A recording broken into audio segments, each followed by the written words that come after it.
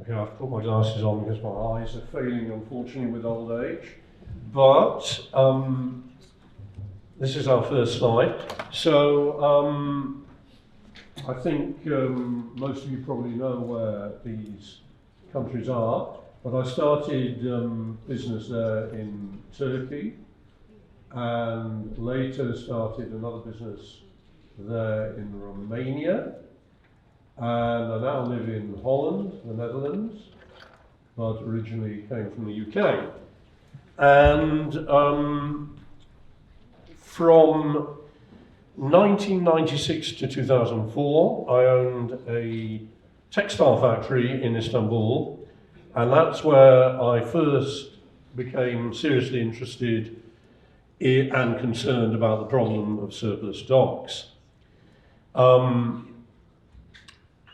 At home in England, my wife and I didn't have any children, so our own pet dogs became our substitute children.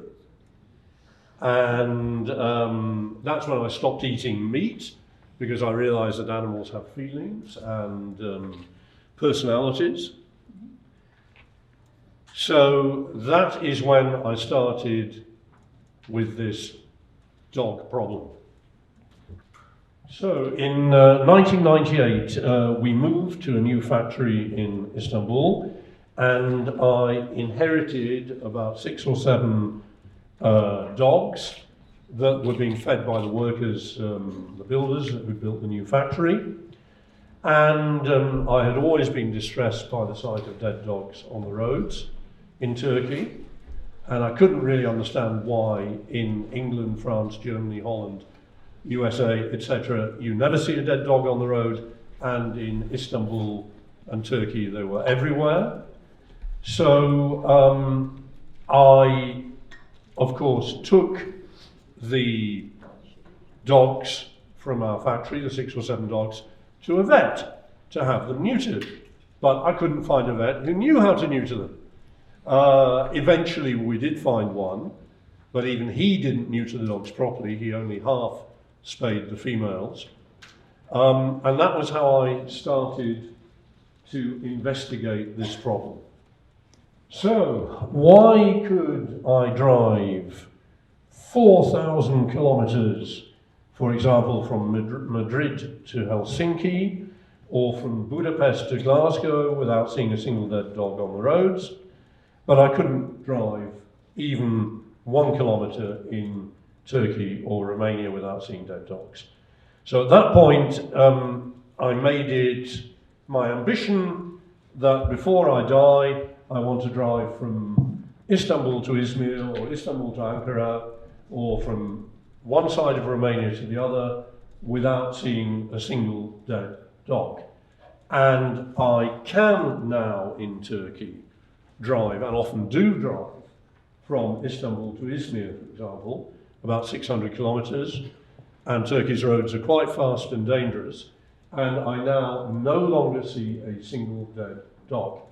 I cannot say the same, unfortunately, in Romania. So in 1998, I looked for an NGO in Istanbul who knew how to help dogs. And amazingly, I could not find one.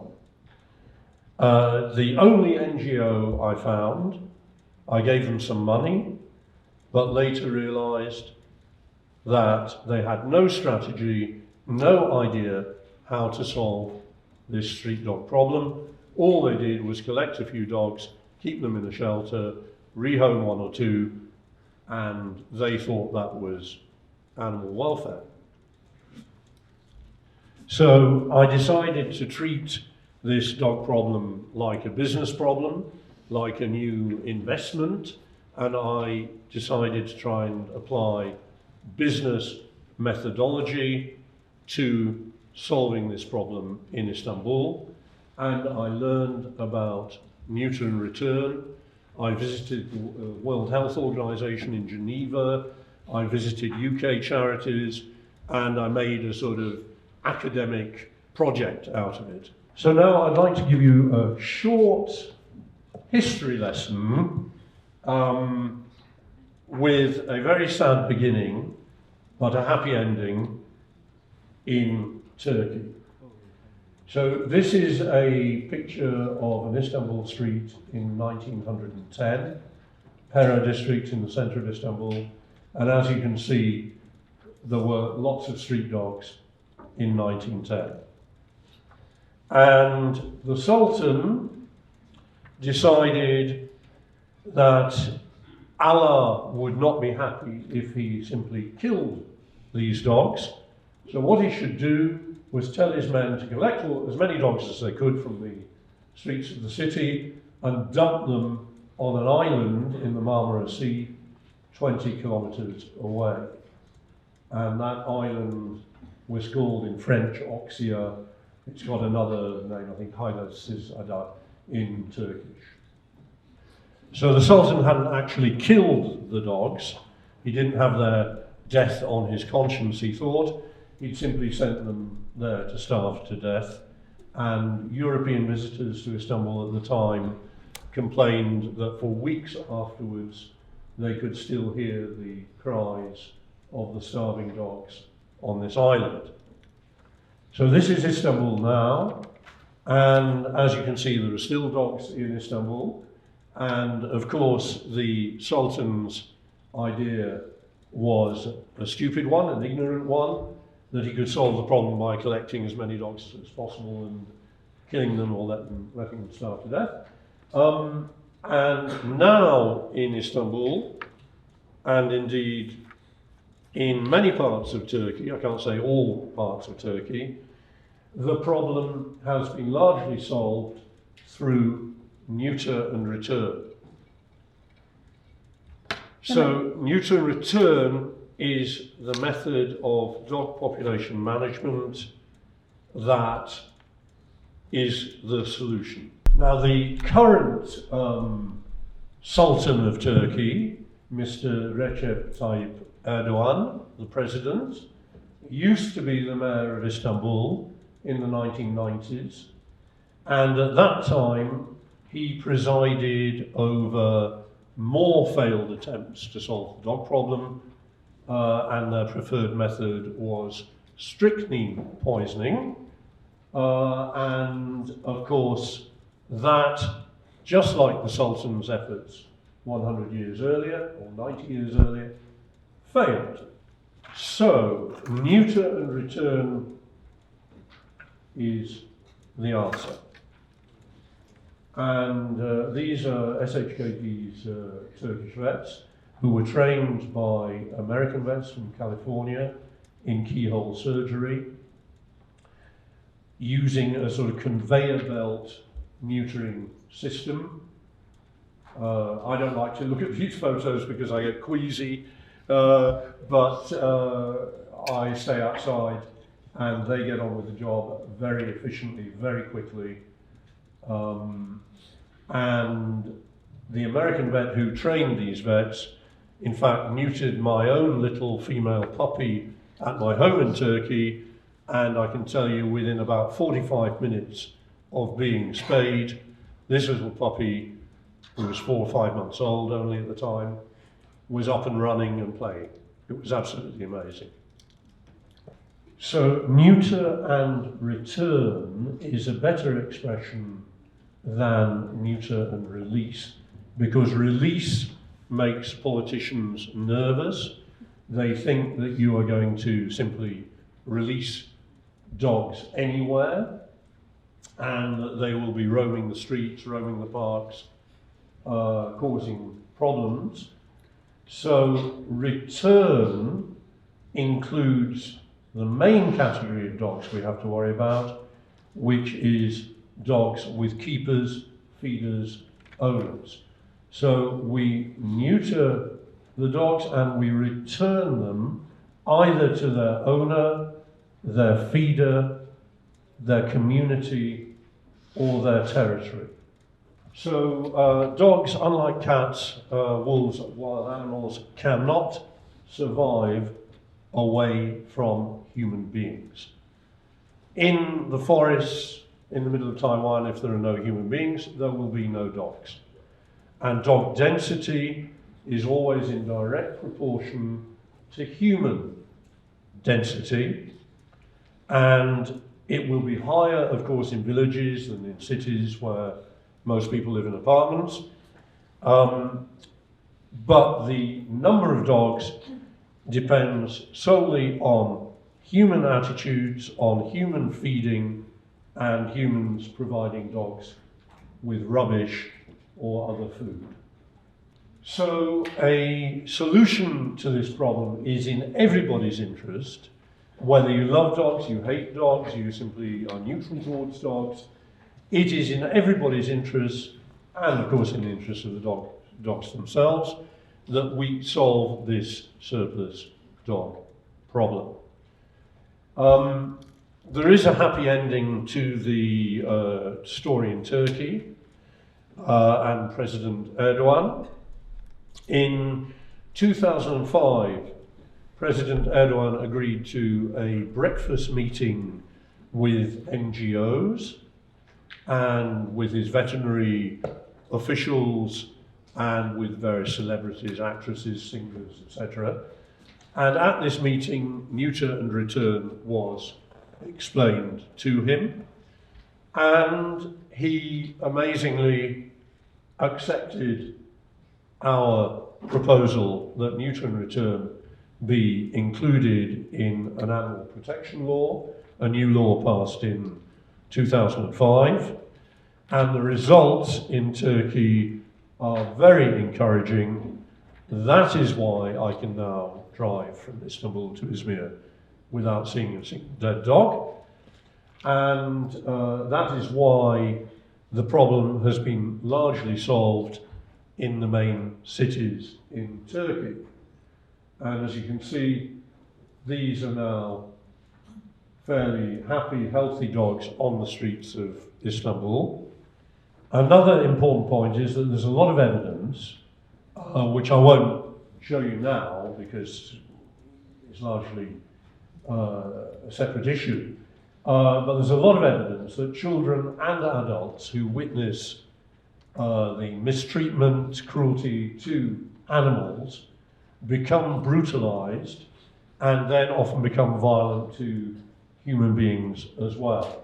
So this is another reason why governments should take action on this problem. It has a serious psychological effect on children if they see animals being tortured, kicked, killed, caught by municipal dog catchers, carted off to so-called shelters, which are death camps. That is very, very distressing for children, and it has been proved that it has a very serious brutalizing effect on them. And if anybody wants to see that evidence, of course, I can provide it to them. So we have the different categories of dogs here, which I have defined as responsibly owned dogs, which are pet dogs in the home, dogs which are neutered or at least not allowed to copulate. So of course their reproduction rate should be 0, but that depends on the owner. And they will live, as you know, to probably an average of about 10 years old. You have feral dogs, completely wild stray dogs, who still depend on human beings for food, rubbish, etc. They are not reproductively successful, and they do not live very long, probably 2, 3, 4 years on average.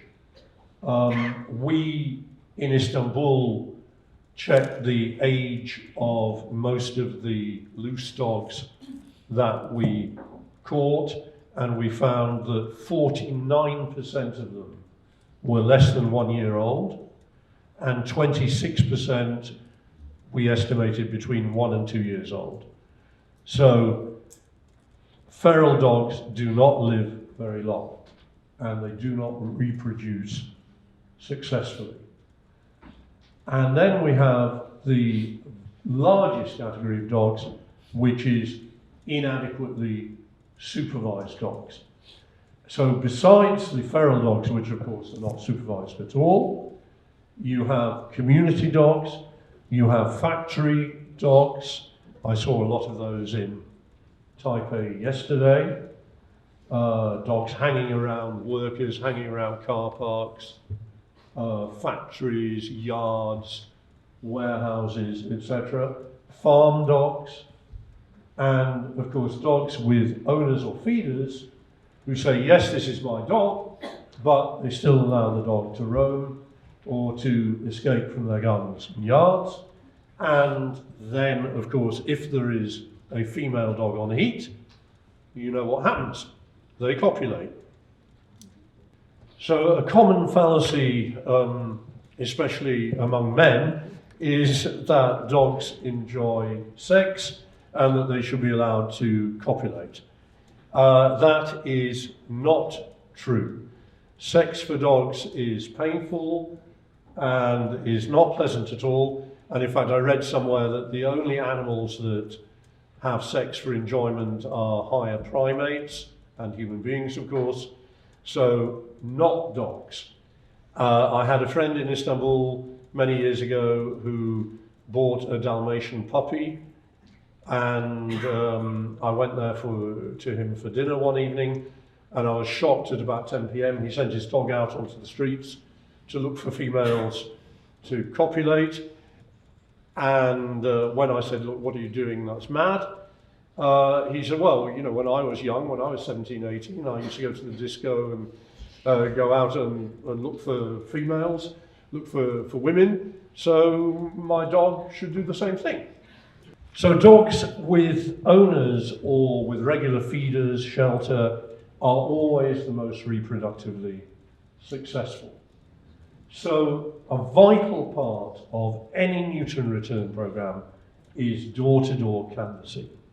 It is more useful to spend a day knocking on doors, persuading owners, factory security guards, warehouse security guards, car park attendants, whoever, to hand over their female dogs to you for neutering vaccination.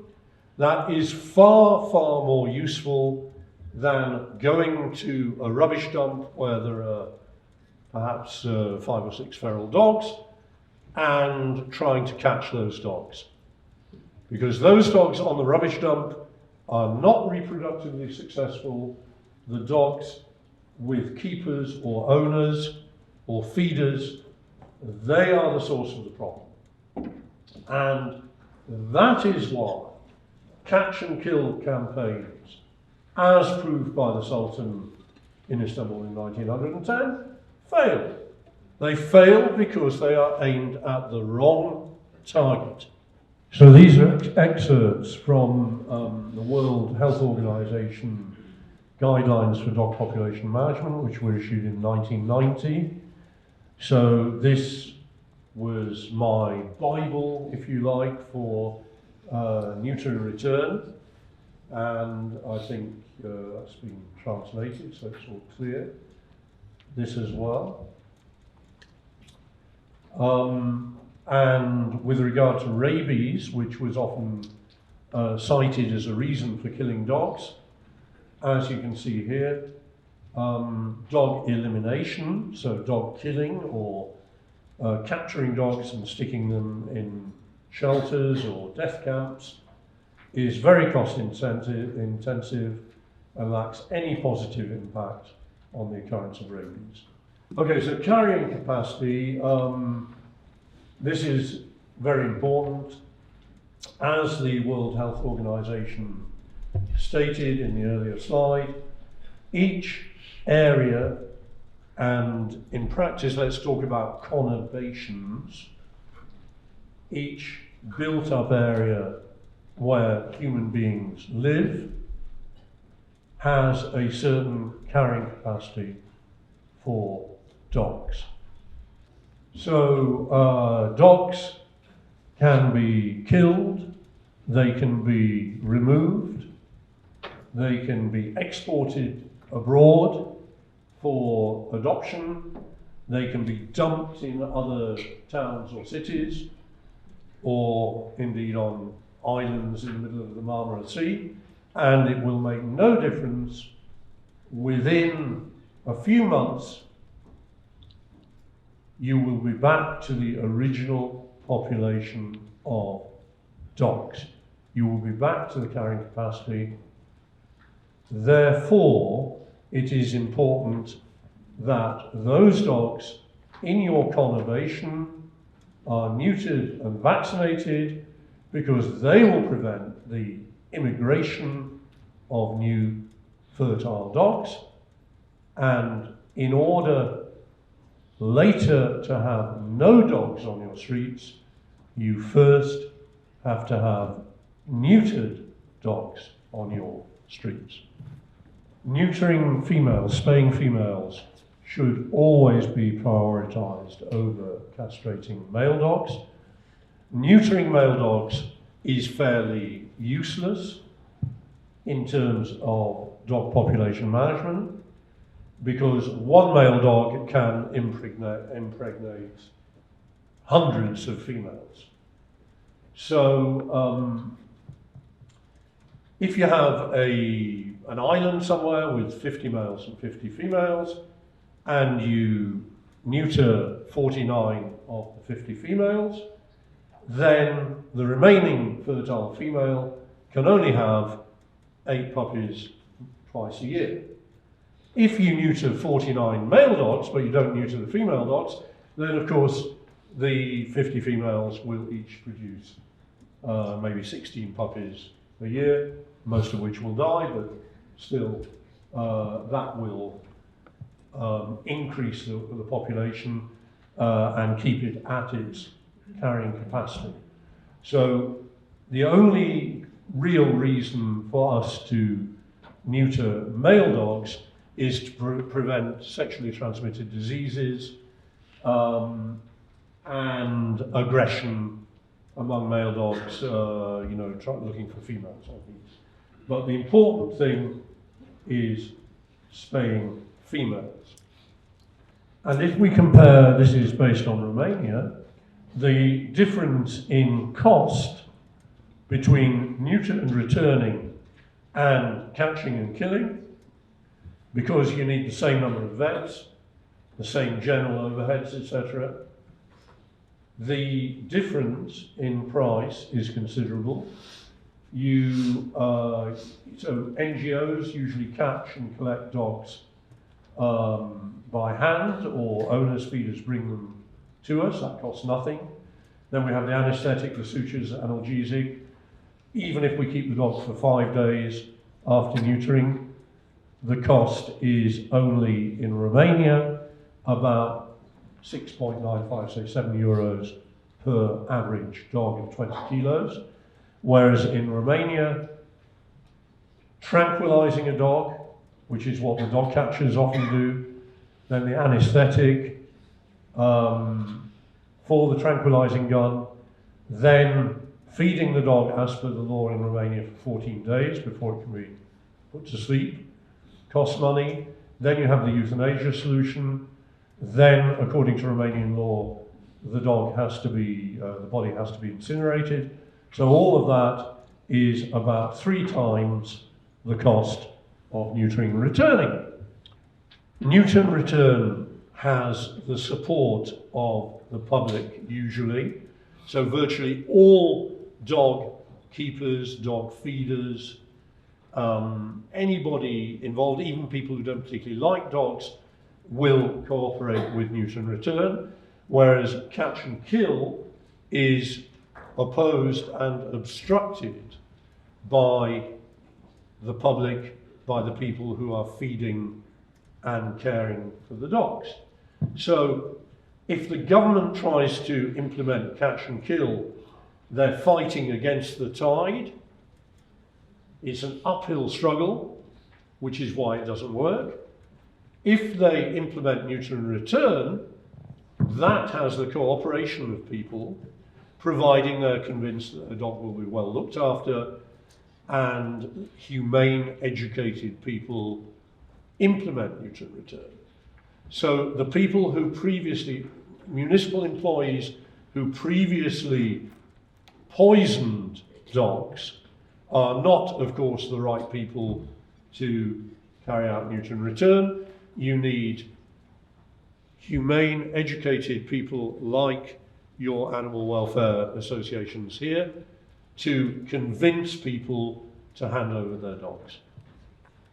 There's been a complete change in public attitudes to street dogs in Turkey in the last 10 years, 15 years.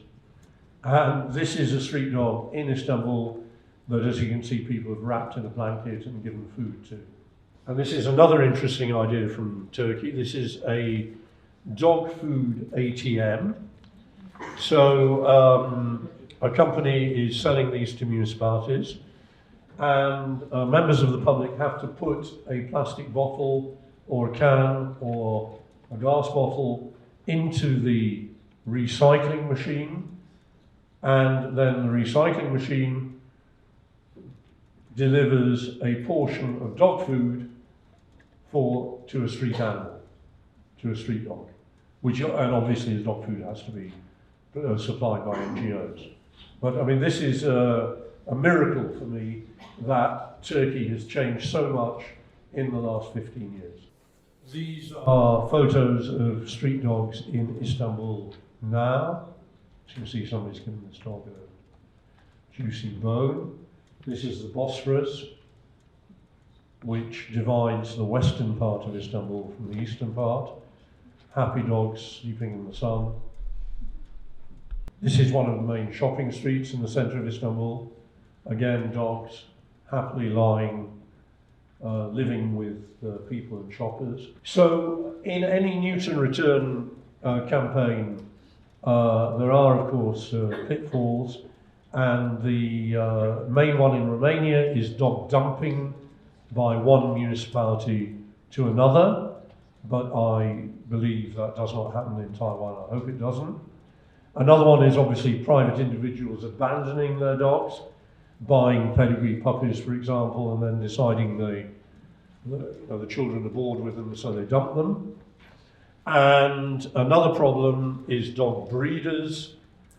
They really are our enemies, I would say, and they should be strictly controlled, taxed, limited, because dog breeders, of course, sabotage a Neuter Return program. There are various catching methods which some of you, of course, know about. The best one is always to catch dogs by hand, by feeding them, by gaining their trust, and then grabbing them at the back of the neck. The second best is the blowpipe. I don't like tranquilizing guns. They hurt the dogs, they make a noise, frighten other dogs away. And we've tried various other methods in the past, but like nets, etc., but they're not successful. So the blowpipe is the best method if you cannot catch a dog by hand. Obviously get the cooperation of the person who's feeding dogs, and we've noticed that a lot of homeless people know street dogs. A lot of them feed the street dogs. They rely on street dogs for company. So help people as well as dogs. Engage the dog feeder, maybe give him rewards, preferably not alcohol or cigarettes, but or drugs, but clothes, food, etc. And we're frequently criticised. You know, I've often been asked by people, "Oh, why do you spend your money and time on dogs? Why don't you help people instead?" So the answer, of course, is that the dogs are a problem for people, and by solving the dog problem, we are helping people. But methods which help people or help the environment as well as helping the dogs, such as the Turkish ATM, are always a good idea. Marking return dogs is always a problem because you don't want to catch the same dog twice. And of course with male dogs you can easily see if he's been castrated, but with females you can't. Once the incision has healed and the fur has grown back, we found that ear clips are the best method.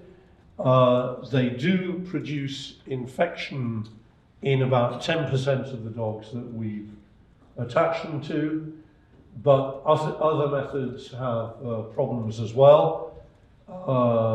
Tipping the ears, cutting a little incision in the ears doesn't help with long-haired dogs. You can't see it from a distance, so we use ear clips. Municipal or government shelters often become death camps. They are expensive. They are simply not a good investment. Private shelters can easily become overcrowded, and the people paying for them often run out of money. So they often become no better than the public shelters. So they become overcrowded, unaffordable, useless, cruel. All the dogs collected from the streets and stuffed into shelters are soon replaced by new dogs, fertile dogs on the streets. They are a waste of money and cruel. Rehoming centres are a different matter, but that is the situation in Western Europe where we have rehoming centres. Shelters are simply not a good idea. An open shelter is a different matter, and we'll show you that later after we have a coffee break. This is a cheap neutering clinic, 2 containers, 2 cabins with a roof over them. Underneath, dogs can sleep, so keep them off the ground on concrete feet. That is a cheap solution. That is what governments and municipalities should be investing in, not shelters or death camps.